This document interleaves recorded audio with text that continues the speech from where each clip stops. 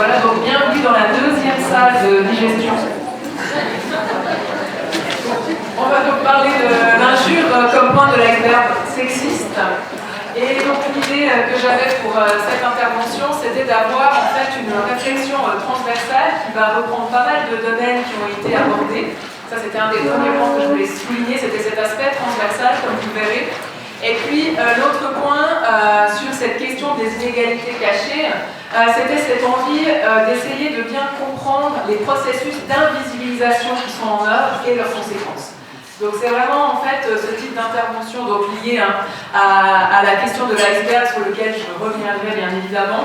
Et puis la question de l'injure dont je parle beaucoup cette année puisque j'ai publié un livre le 8 mars qui s'appelle Le pouvoir de l'injure. Donc il y aura des personnes dans la salle qui ont des petits échos de ces dernières semaines en fonction du plan que justement je vais vous proposer, que je n'ai pas pu faire en fait au moment où j'ai envoyé ce titre, puisque comme ça a été dit dans l'actualité, beaucoup d'événements se sont passés et se passent encore. Donc cette intervention s'inscrit dans un double objectif que j'utilise tout le temps dans mes propres recherches, mais aussi dans les interventions que je peux effectuer, que ce soit dans les écoles ou dans les contextes professionnels. Et le premier objectif, c'est toujours une manière justement... Ah, c'est intéressant, ça a changé de police, complètement déstabilisé. Mais du coup, j'arrive quand même à lire. Je suis pas myope, mais j'arrive quand même à lire. Et vous aussi, j'espère. Du coup, le premier objectif, c'est la question de la prévention des violences et des discriminations. Ça nous permettra, pendant cette session aussi, de faire la différence entre violence et discrimination, puisque la question de la visibilité et de l'invisibilité ne se joue pas de la même manière. Et parler, bien sûr, de l'objectif de la prévention. De dire, quand on constate ce genre de phénomène, qu'est-ce qu'on peut faire aussi en amont pour les prévenir. Et quand on parle de ces aspects-là, on a beaucoup de termes qui nous viennent à l'esprit. Alors, la question des injures, je l'ai cité, il y a la question du harcèlement et du cyberharcèlement. Je reviendrai aussi sur ce concept. On a beaucoup la question des stéréotypes qui a été évoquée jusqu'à maintenant, et puis les questions de stigmatisation et d'exclusion, qui sont aussi des manières en fait d'invisibiliser des personnes ou des groupes. Donc ça, c'est une face de la pièce. Et l'autre facette de la pièce, c'est la promotion de l'égalité, qui nous réunit bien sûr aujourd'hui, mais de la santé aussi, parce que les violences et les discriminations ont des impacts sur la santé. Et puis aussi la question des droits humains, qui est une porte d'entrée très intéressante aussi quand on veut parler de ces questions et les ancrer. Et par rapport à ces aspects-là, je vais plutôt parler en fait des processus de socialisation, comme on a parlé justement de l'école, du sport, des loisirs.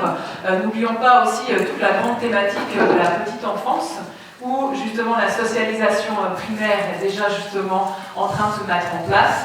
N'oublions pas aussi toute la question des familles et de leurs configurations diverses et variées.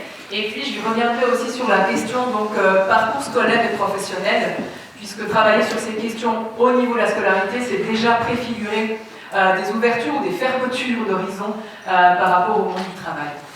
Donc dans ces doubles objectifs, c'est aussi une manière de réfléchir ensemble aux axes qui vont être plus ou moins intéressants, plus ou moins stratégiques en fonction de nos projets et nos interventions, parce que selon le public qu'on va avoir, ou selon justement les destinataires, des fois c'est plutôt un axe prévention, violence ou discrimination, ou plutôt promotion égalité qui va primer, tout en sachant que tôt ou tard, l'autre facette de la pièce va arriver.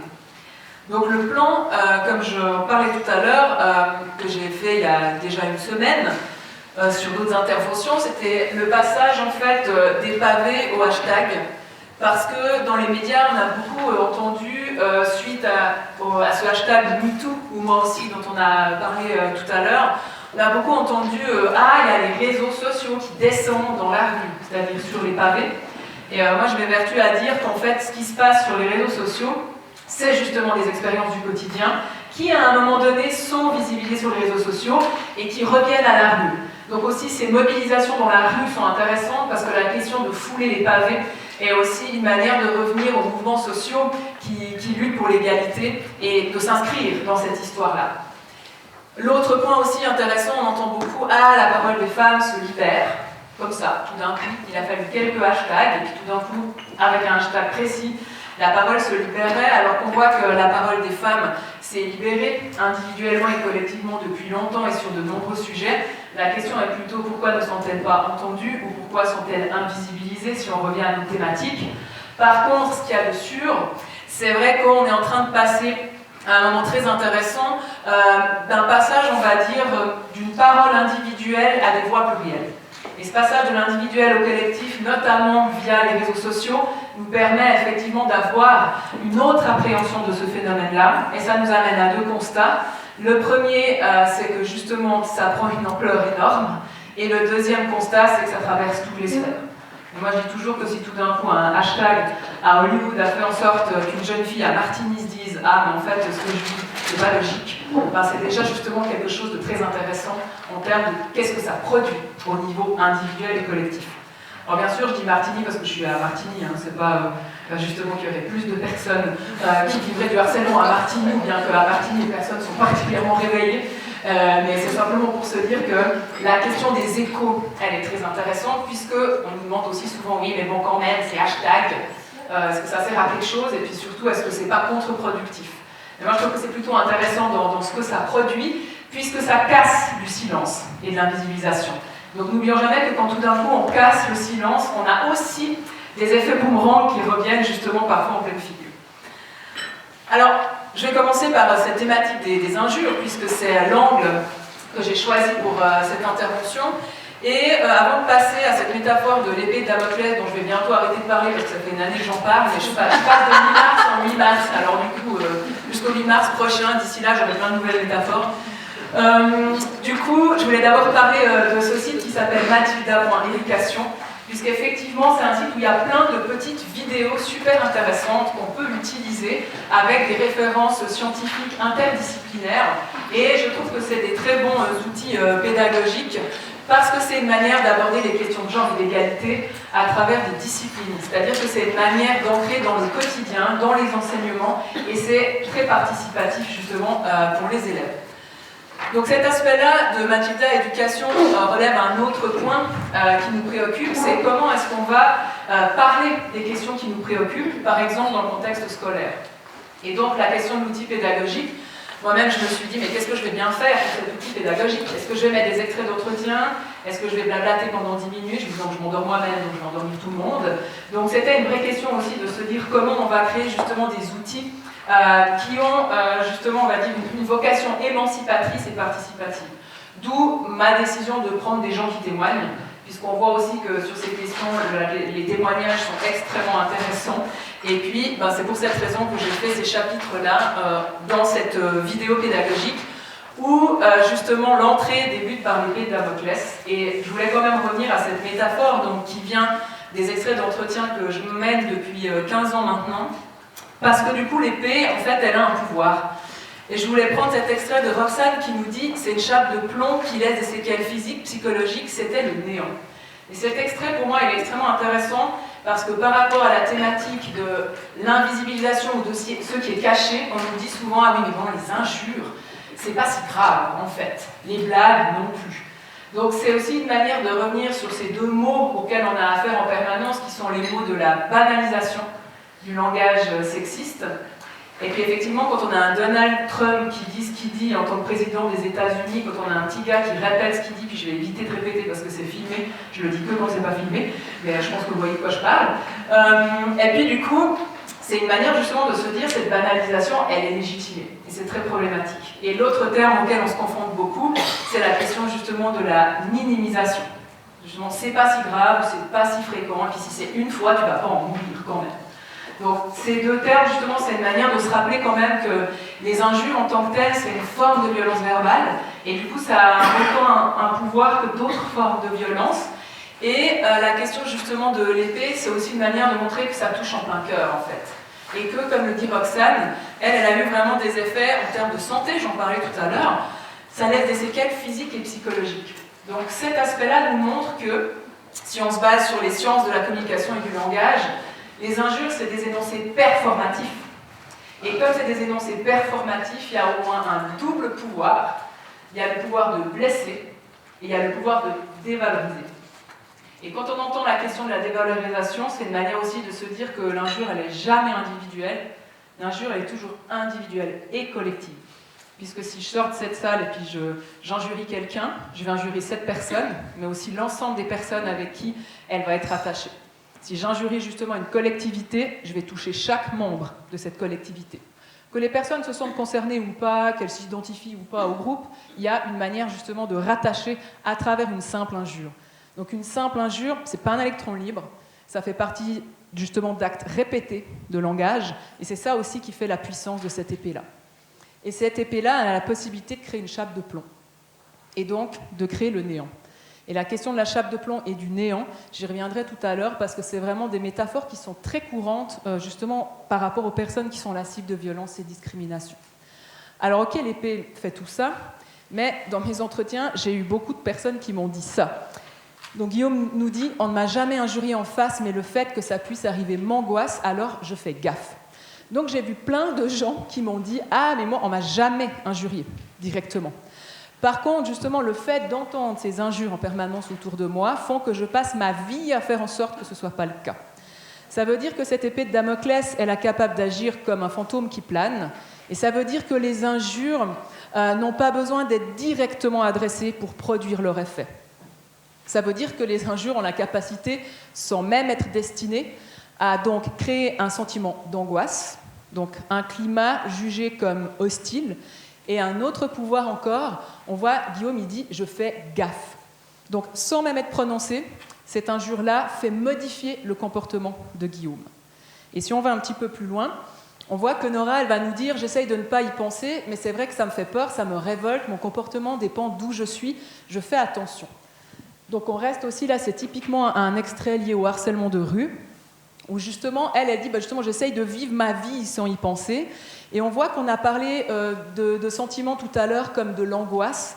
Elle parle plutôt de peur, qui n'est pas la même chose, mais elle va encore plus loin, et ça, je le trouve très intéressant, elle dit, ça me révolte. Du coup, elle-même, elle se dit, mais en fait, c'est pas logique que je doive, moi, soit avoir peur, soit modifier mon comportement. Donc la question, c'est aussi de se dire comment transformer ce sentiment de révolte en quelque chose, justement, j'ai envie de dire, dans une énergie transformationnelle, qu'elle soit individuelle ou collective. Et elle dit aussi, donc, je fais attention. Donc là, on revient à un concept très déployé dans les études genre, qui a été cité tout à l'heure, celui de la police du genre. Et je trouve intéressant parce que c'est une manière aussi de rappeler que l'injure, c'est qu'un outil parmi d'autres de l'attirail de la police du genre, extrêmement sexiste, en fait, qui va sanctionner les personnes.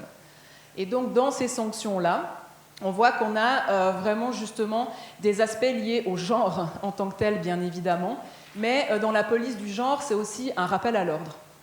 C'est-à-dire que c'est un rappel à l'ordre social, mais aussi des sexes et des sexualités.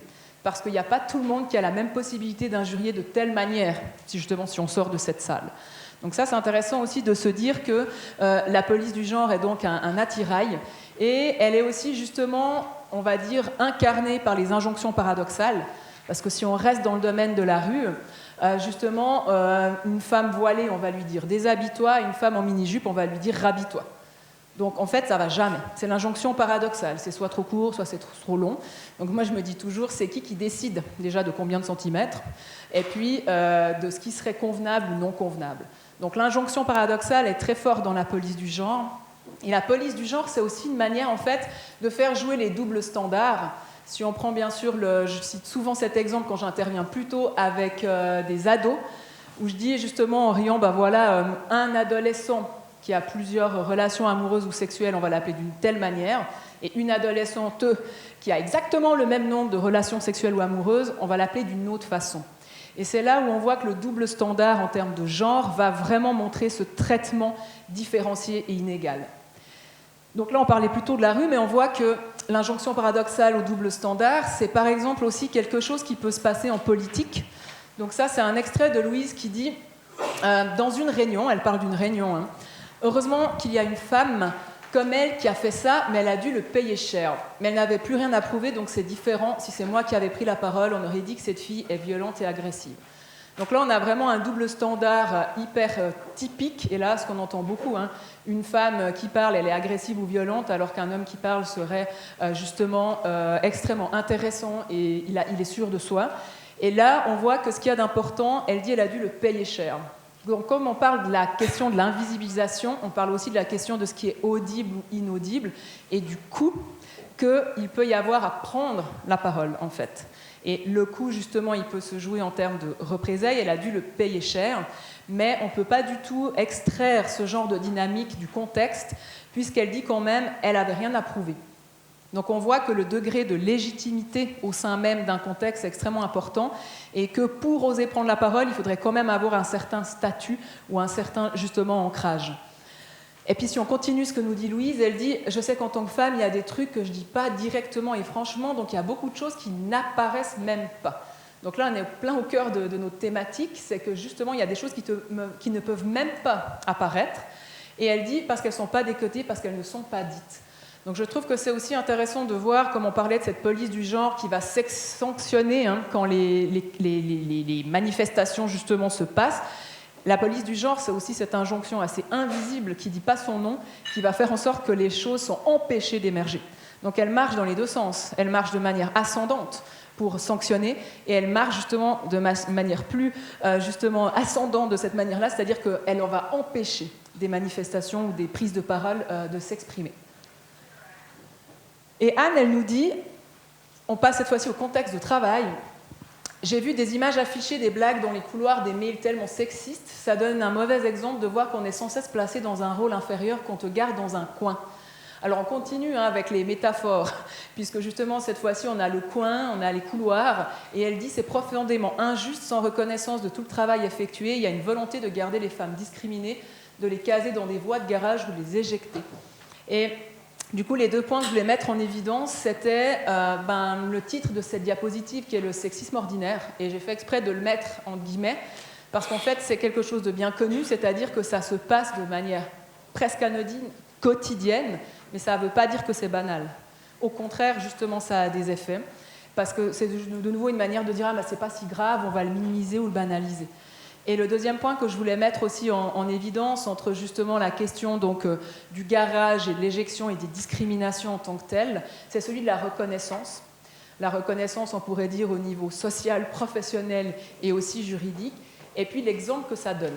Et par rapport à ce qui se passe dans l'actualité, cet extrait résonne encore plus parce que si on ne donne pas des exemples très clairs par rapport aux sanctions qui peuvent être données ou pas par rapport à des cas de harcèlement sexuel au travail, ça devient très problématique.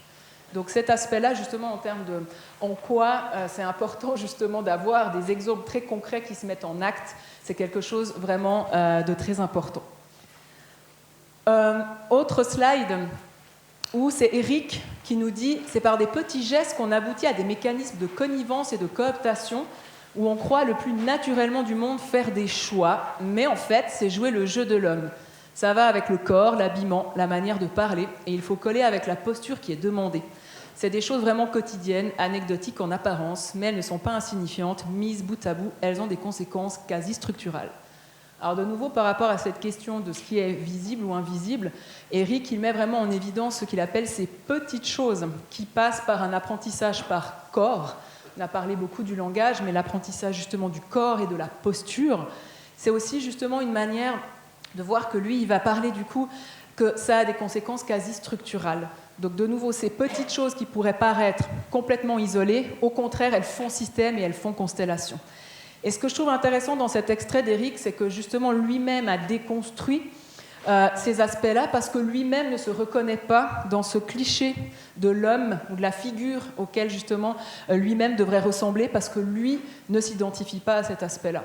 Et je trouve aussi intéressant d'avoir cet aspect justement de déconstruction puisque lui-même qui ne joue pas le jeu de l'homme comme il le décrit, lui-même va avoir aussi un coup à ne pas vouloir jouer le jeu de l'homme. Et puis extrait de Claire qui dit, cette fois-ci on est dans le contexte universitaire, j'étais son esclave de service, j'étais très obéissante, je parlais de ce que je faisais au minimum parce que je sentais bien que je lui appartenais, donc il voulait me contrôler et j'ai appris à avoir la tête basse pour survivre. J'ai vécu un enfer avec la thèse car il ne voulait pas me rendre mes données et m'empêcher de la faire, mais j'ai été obligée de continuer pour pouvoir avoir mon doctorat. Il ne supportait pas que je passe de l'esclave de service à la femme libérée qui n'appartient plus aux joues d'une personne qui en plus a des vues sur toi. Donc ça, on voit que si on continue dans les métaphores, on passe cette fois-ci à la question donc, de l'esclave de service, la question du joug, la question de la tête baissée.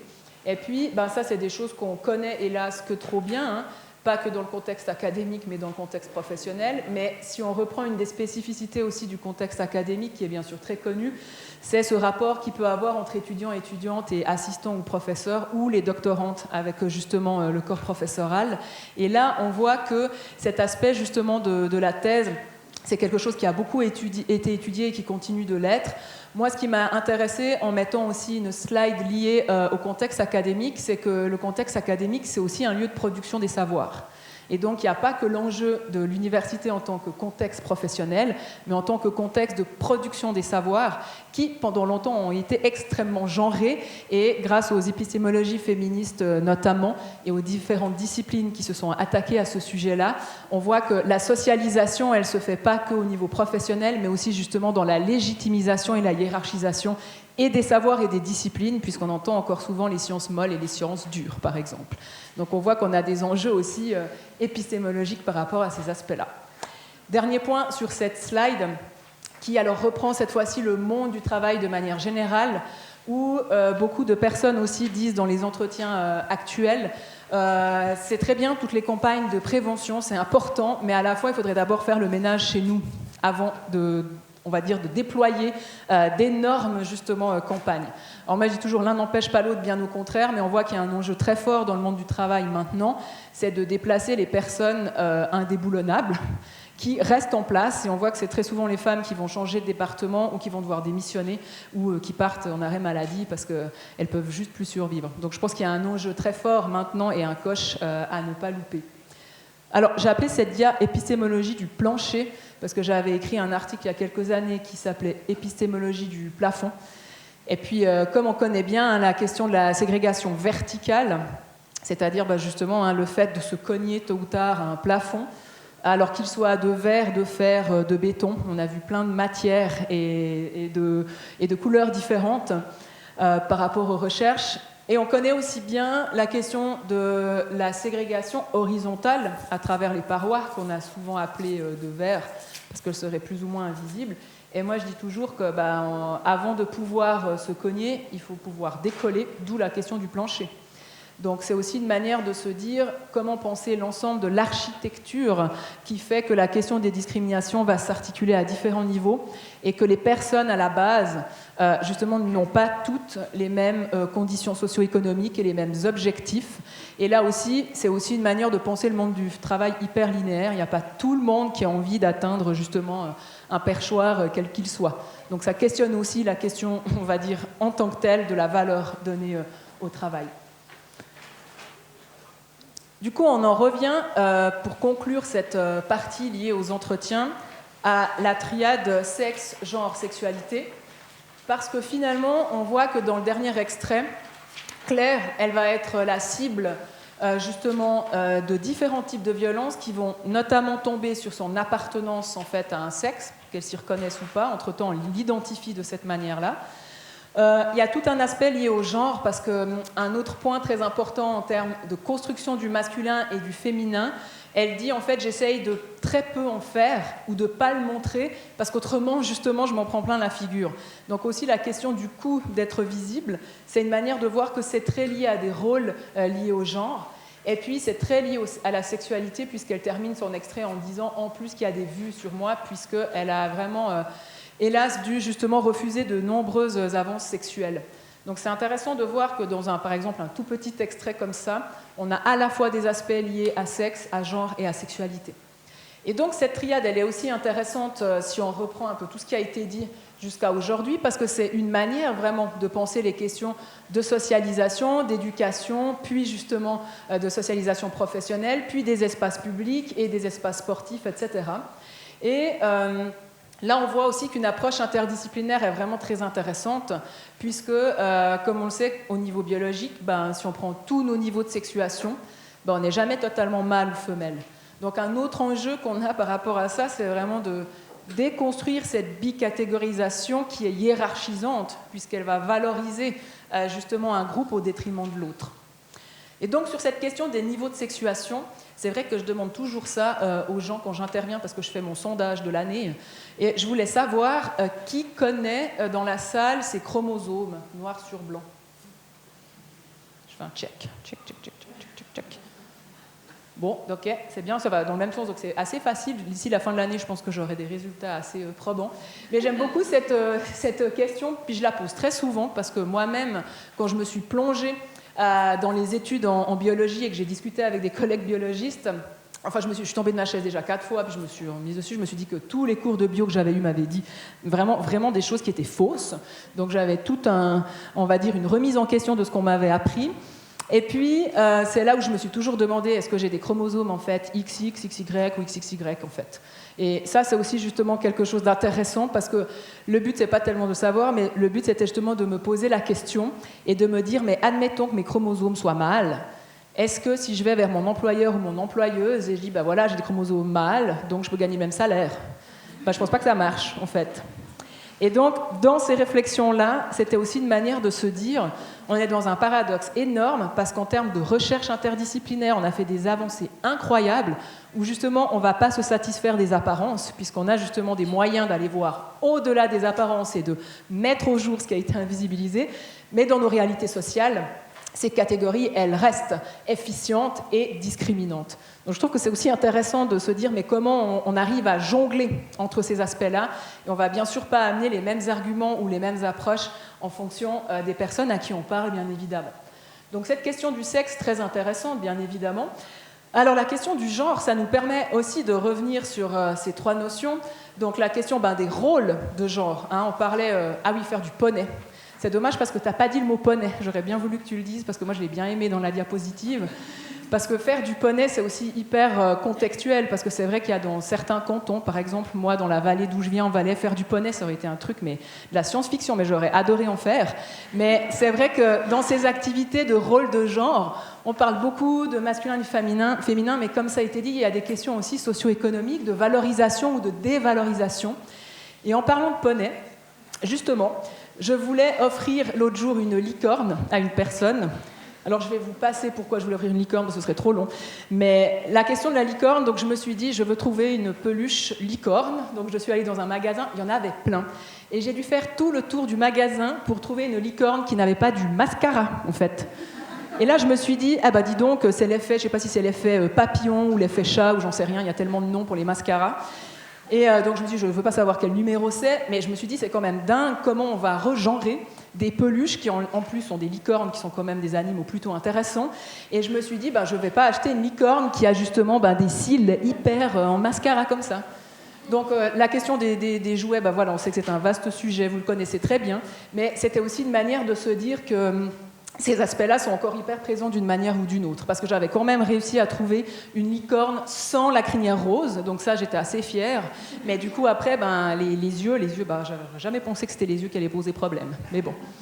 Donc la question des rôles, hein, on parle vraiment des rôles et des activités, que ce soit justement alors jouer avec un poney ou une licorne, c'est égal, ou bien justement, comme on l'a vu aussi ce matin, c'est que ça a des répercussions bien sûr dans le contexte professionnel, avec des activités dites féminines ou masculines, ou des filières dites féminines ou masculines, ou à l'intérieur d'un secteur, justement des activités qui sont reconduites en termes de féminin ou masculin. Donc la question des rôles vraiment super importante, et la question de l'expression de genre. Alors effectivement, aussi, ça me fait penser à des choses qu'on a vues ce matin. Non, les filles, effectivement, ne courent pas frénétiquement après le rose et le bleu, et les garçons après le bleu, que ce soit, comme on l'a dit, pour les jouets, mais pour les brosses à dents. On en parlait ce matin dans le train, d'une personne qui avait distribué à des enfants, justement, pour les garçons, une brosse à dents bleue, et puis justement, pour les filles, une brosse à dents rose. On n'avait pas dit que je devais caser le mot brosse à dents dans l'intervention, mais en fait, je le fais moi-même, je me donne des mots à dire, mais c'est juste un petit clin d'œil pour notre trajet en train ce matin, parce qu'en fait, c'est une vraie question, parce qu'on va se dire que ces gosses qui reçoivent justement ces brosses à dents et que la maîtresse ne dit rien, c'est une manière de donner des signes hyper problématiques, puisque du coup, ces enfants vont rentrer à la maison, qu'est-ce qui est rose, qu'est-ce qui est bleu, qu'est-ce que je peux faire avec ça ou pas, et je discutais avec une collègue en France, ce genre d'aspect, ça peut donner lieu à un garçon qui refuse de prendre son crayon rose pour dessiner justement quelque chose en rose. Donc on en riait dans le train ce matin, puis on en riait qu'à moitié, parce qu'on se dit que des petits exemples comme ça, qui ne sont pas si visibles, pour revenir à la thématique, peuvent après justement faire un effet papillon, cette fois pas l'effet papillon mascara, mais un autre effet papillon beaucoup plus problématique, parce qu'on voit que c'est justement dans ces petites choses qu'on a vraiment des choses à faire, et on voit que souvent il n'y a pas besoin de faire énormément pour donner des messages justement d'inclusivité et diversité. Donc sur la question de l'expression de genre, c'est là où je voulais en venir, la couleur c'est une chose, mais justement hein, les cheveux, les habillements, etc. Et puis, dernier terme important, la question de l'identité de genre, la façon dont vous et moi, on va se sentir intimement, quel que soit justement le sexe qu'on nous a assigné à la naissance. Et ça peut être plus ou moins visible, parce que c'est quelque chose qui est un sentiment intime.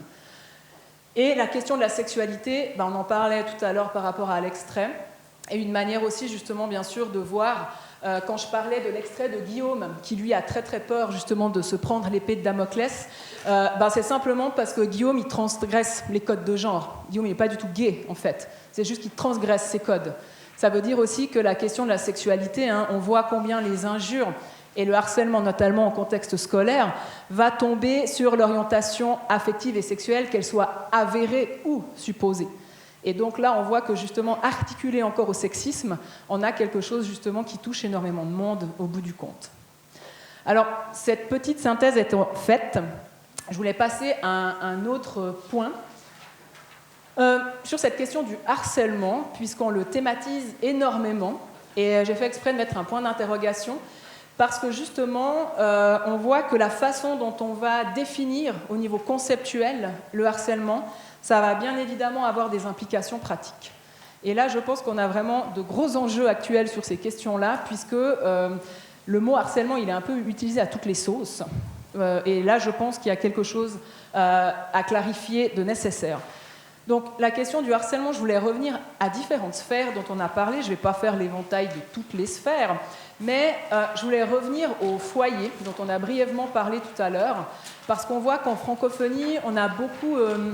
commencer à étudier la question du harcèlement en lien avec justement notamment la violence conjugale et le harcèlement moral ou psychologique. Et pour faire justement un corollaire à ce qui a été dit tout à l'heure, la question de l'invisibilisation, heureusement que justement beaucoup de personnes, dont des associations ou des bureaux de l'égalité, travaillent vraiment sur les violences conjugales, parce que les autres aspects prennent tellement d'importance selon la manière dont c'est médiatisé, qu'on en oublierait presque, effectivement, comme ça a été dit tout à l'heure, hein, le nombre de violences qui se passent au sein même des foyers. Donc la question justement des foyers en tant que tels, avec cette approche-là. La question du travail, où on voit que la loi sur l'égalité au niveau fédéral, alors moi je n'ai jamais autant sorti que ces temps, parce que ce qui est très intriguant, c'est que beaucoup de gens en fait ne connaissent pas leurs droits. Alors en dehors des gens qui ne connaissent pas vraiment ce que c'est le harcèlement sexuel, et puis là on a vraiment de quoi faire en termes de prévention, mais ce document-là il est quand même très explicite, il est très cadrant, il y a les articles de loi, etc. Donc se baser aussi sur ces aspects-là et se dire que dans le monde du travail, ces outils, il faut absolument les faire connaître et les faire appliquer, surtout. Donc on voit bien sûr que le foyer et le travail n'ont pas les mêmes cadres. Et revenir donc au harcèlement de rue, qui a été vraiment beaucoup thématisé dans d'autres pays alentours et qui maintenant est aussi thématisé, notamment grâce à la recherche qui a été faite à Lausanne, notamment, ou d'autres travaux qui sont en cours. Et la question du harcèlement de rue, on voit que ce qu'il y a d'intéressant, c'est ce phénomène de répétition dont on parlait tout à l'heure, puisque les personnes qui vont être auteurs de ces actes-là, ce ne sera pas forcément les mêmes. Et là, du coup, en termes de sensibilisation, c'est très important de faire comprendre que ça peut être justement quand je sors d'ici, quand je monte dans le train, quand je rentre, etc. Donc cette question de l'épée de Damoclès, elle est de nouveau intéressante parce qu'on voit que ce n'est pas la même épée de Damoclès qui va tomber de la même manière, mais que ça fait partie, justement, comme je disais, de cet attirail. Et je voulais m'attarder quelques instants sur l'école, parce que là, on a aussi justement un enjeu prioritaire sur les questions de harcèlement scolaire qui sont beaucoup thématisées et prises en charge dans les différents cantons. Et ce terme de harcèlement, il est déjà un peu problématique parce qu'effectivement, vu, comme je le disais, cette approche notamment francophone, très liée par exemple à la psychanalyse, va être très problématique pour résoudre les questions de harcèlement à l'école. Pourquoi ? Parce qu'il y a deux grands courants qui s'opposent. Il y a un premier grand courant qui va dire que les personnes harceleuses, c'est des petites brutes ou des petites frappes. Et puis du coup, il suffit de les enlever et puis justement de les mettre hors d'état de nuire. Mais en fait, on se rend compte que le phénomène de harcèlement va perdurer. Mais cette ligne existe encore. Et il y a un autre courant qui va au contraire dire que le harcèlement à l'école, c'est prioritairement en fait un phénomène de groupe.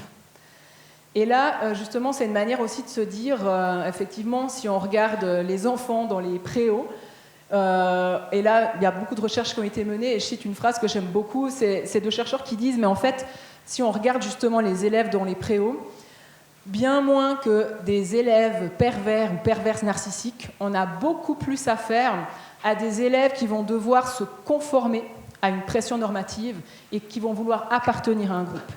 Et donc, si on change de perspective, ça, c'est une manière de se dire on ne va pas passer à côté de l'ensemble de ces phénomènes-là, et on est aussi en train de voir qu'on quitte une vision très individualisante.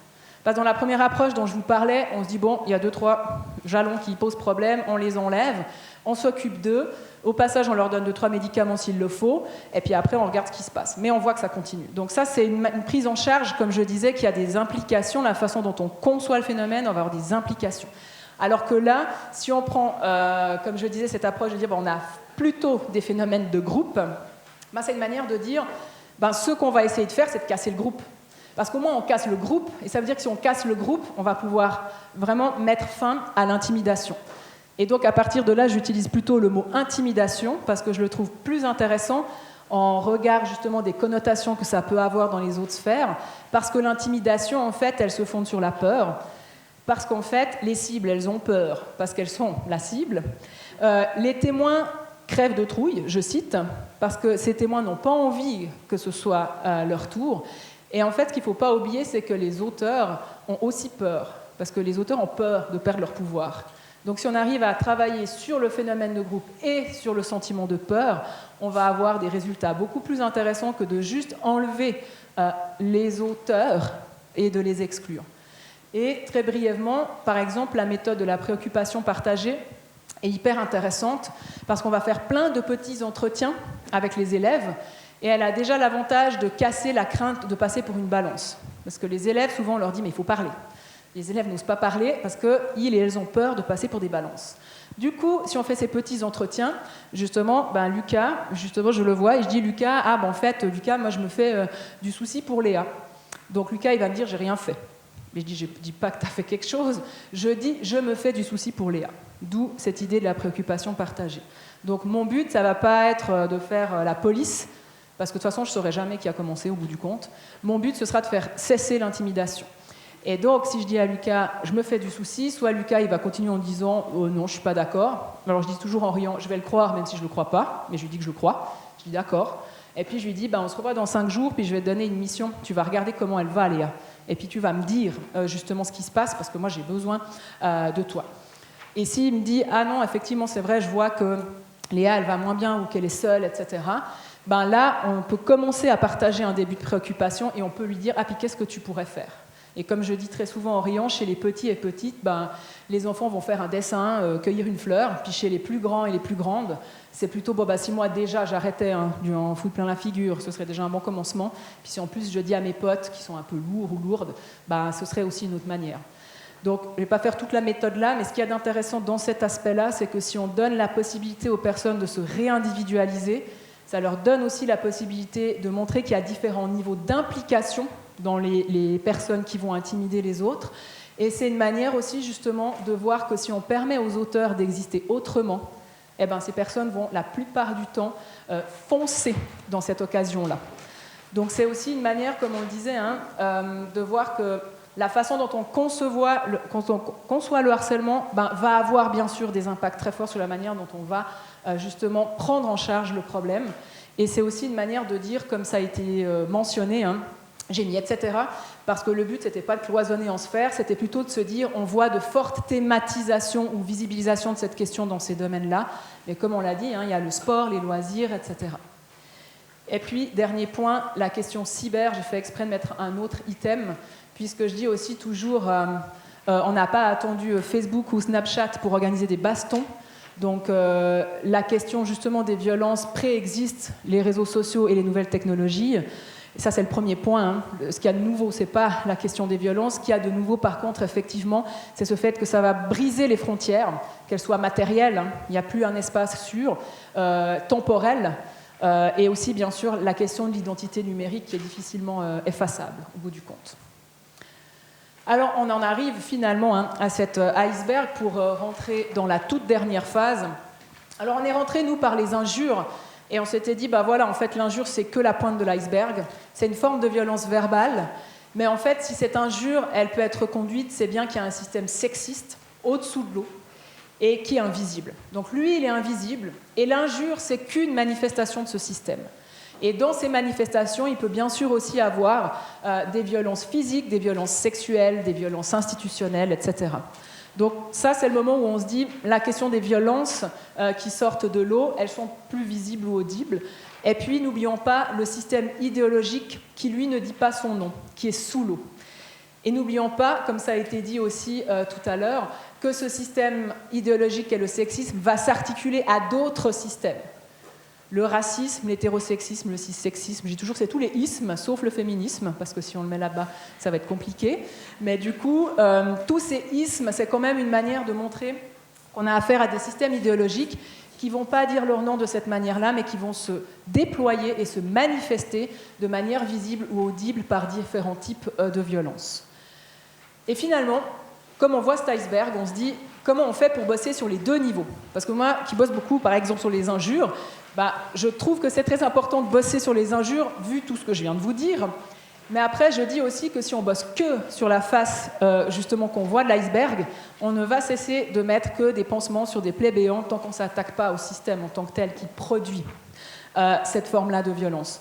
Donc on voit que la question de intervenir, elle est vraiment très importante. Si je continue la métaphore avec l'école, je vois que les élèves disent beaucoup c'est violent d'être la cible de violence, c'est encore plus violent quand les adultes n'interviennent pas. C'est-à-dire que de ne pas intervenir, c'est donner un message. Alors que montrer son désaccord, c'est déjà donner aussi un message. Et je dis aussi toujours, quand, je sais pas, il y a une bande d'ados où ça commence à être violent, c'est pas là où on va dérouler le code pénal, parce que ça va pas marcher sur le moment. Le code pénal, on va en parler avant et après, mais pas sur le moment.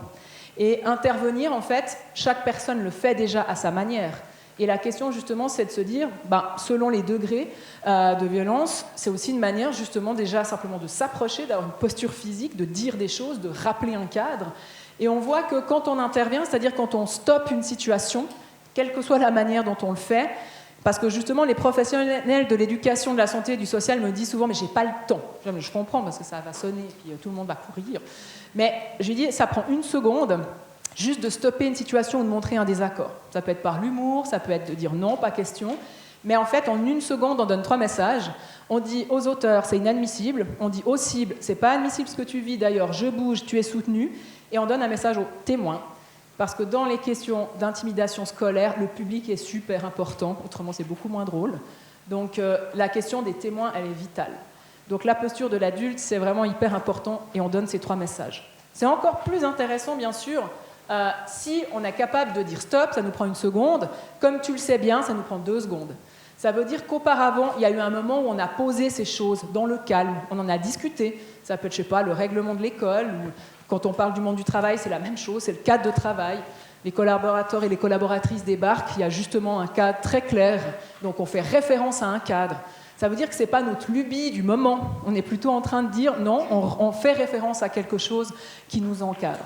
Donc c'est une manière aussi de voir que la prévention, elle est hyper utile pour intervenir à chaud, parce que du coup on peut s'y référer. Et puis, plus on peut aussi articuler bien sûr ça nous prend la 3e seconde, de dire stop, comme tu le sais bien, on en reparlera.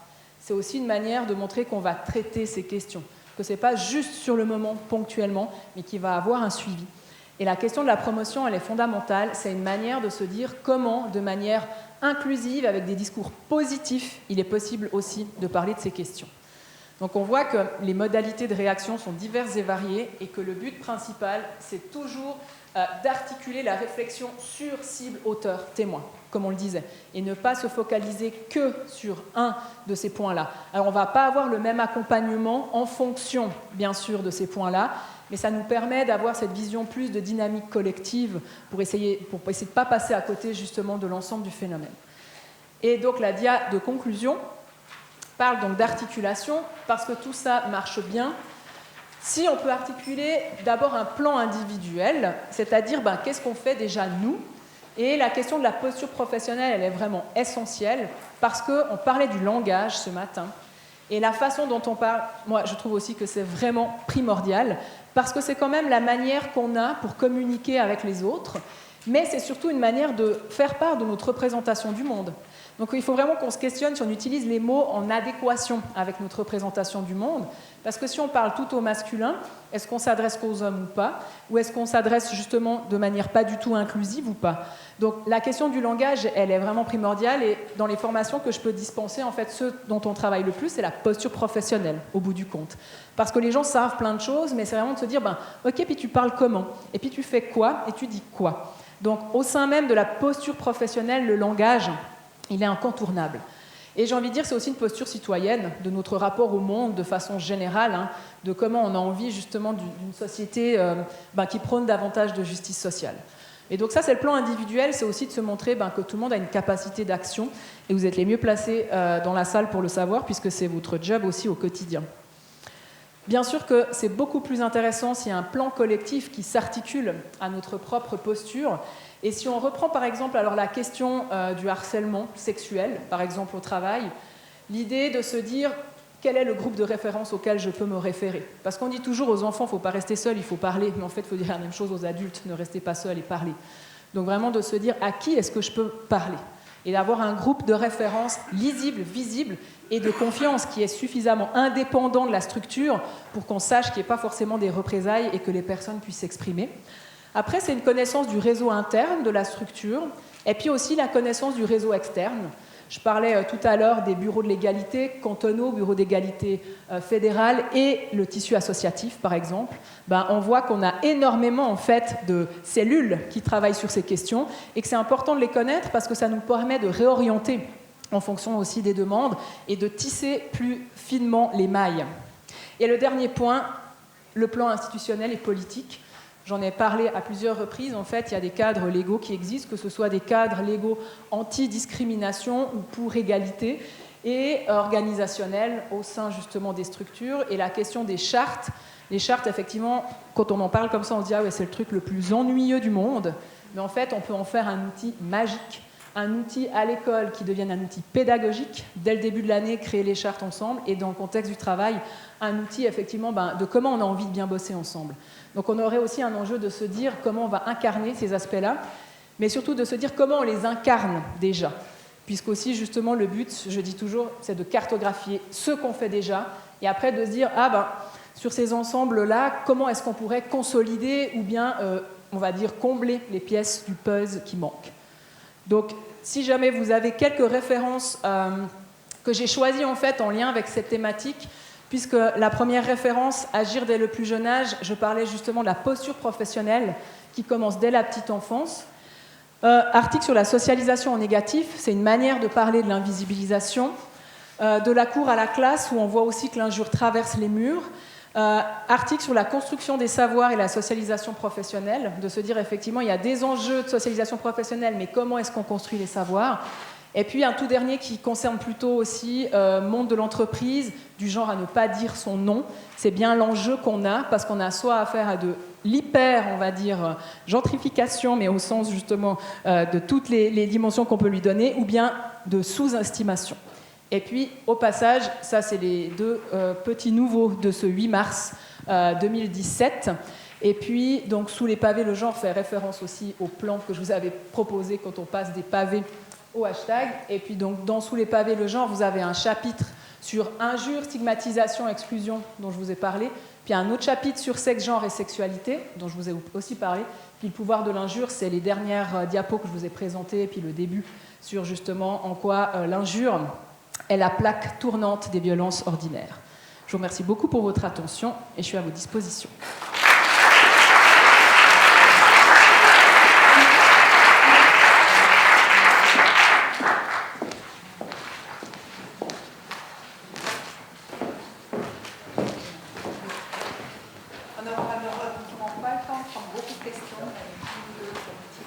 J'ai juste une question de curiosité, si j'ai bien compris, juste l'idée de cible auteur est tellement par rapport à l'école, et je comprends bien le groupe, mais moi j'ai une question par rapport aux enseignantes et aux enseignants.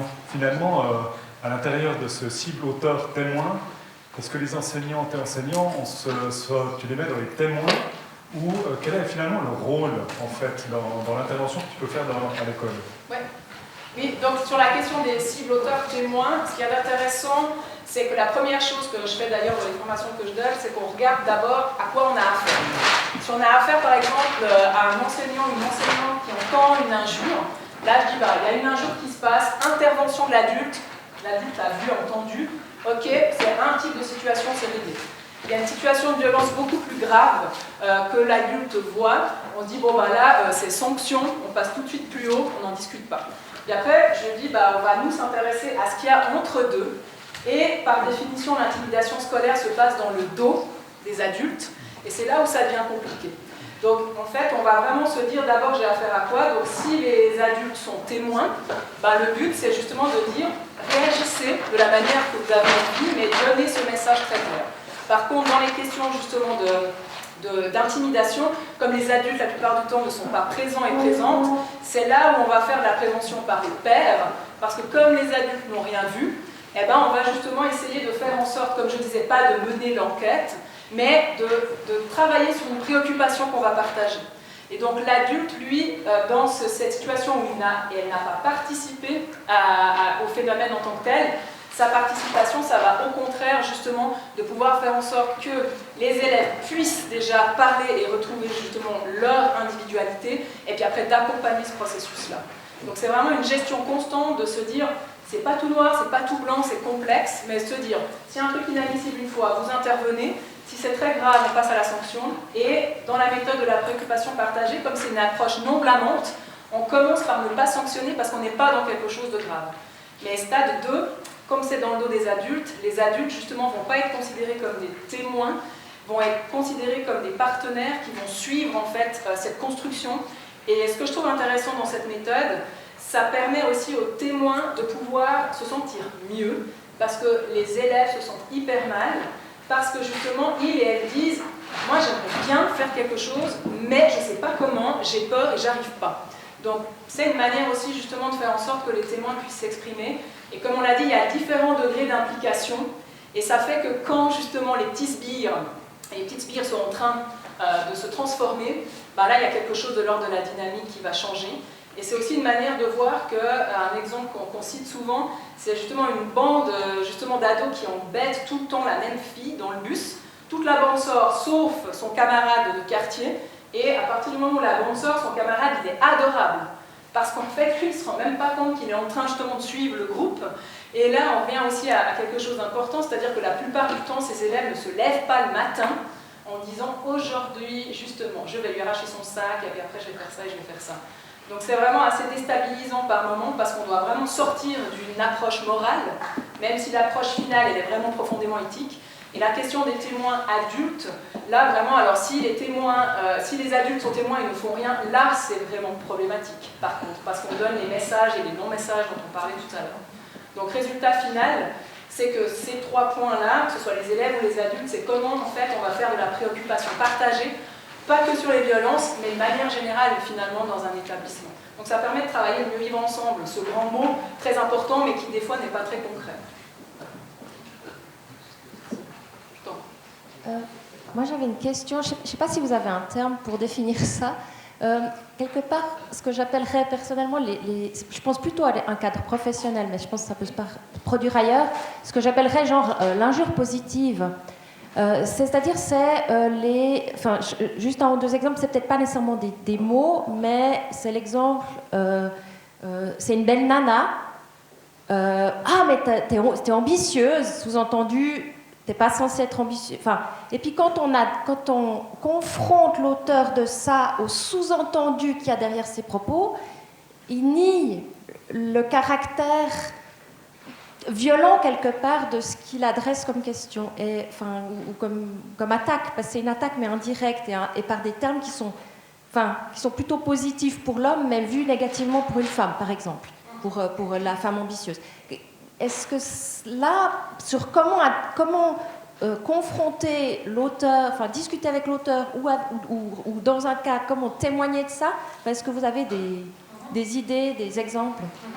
Ça, c'est un très bon exemple. Et par exemple, typiquement dans le contexte du travail, ce qu'on voit le plus souvent, c'est pas des injures en tant que telles directement adressées, mais indirectes, on va dire vraiment malsaines. Puis après, on entend ce genre de discours, et moi j'ai toujours deux temps par rapport à ça. Moi-même, je me dis, comme on l'a vu, en fait, on recontinue de stigmatiser malgré tout, et que cette personne trouve ça fun ou pas fun, malgré tout, c'est un outil de dévalorisation et un rapport de pouvoir. Mais après, la deuxième question, c'est celle que vous posez, c'est qu'est-ce qu'on fait? Parce qu'on ne va pas juste dire oui, mais bon, il exagère, c'est qu'est-ce qu'on fait? Et là, c'est ce que je disais tout à l'heure, je pense que ce qu'il y a d'intéressant, c'est d'avoir plusieurs outils à disposition et de ne pas partir du principe qu'on va faire toujours de la même manière, ça c'est le premier point. Et très concrètement, moi aussi, justement, j'étais justement dans un cercle professionnel où justement quelqu'un avait dit ouais, mais t'es monstre bonne aujourd'hui. Et donc, cette personne trouvait ça mais hyper valorisant. Et là, ce qui marche le mieux, à mon avis, c'est soit utiliser l'humour et puis renverser, utiliser soit le même mot mais sur un attribut de la personne concernée, comme ça on fait le renversement mais sans agressivité, ou bien reprendre monstre bonne, enfin bonne, c'est quoi bonne? Donc moi je pense que dans ces situations-là, en tout cas, ne pas laisser passer, c'est très intéressant, surtout que là on n'a pas de menace, justement, on va dire, de ne pas s'exprimer. Et moi je pense que soit la reformulation, soit l'humour dans ce type de contexte, justement, peut être intéressant parce que c'est là où tout d'un coup les personnes peuvent prendre conscience. Après, ça dépend de notre objectif.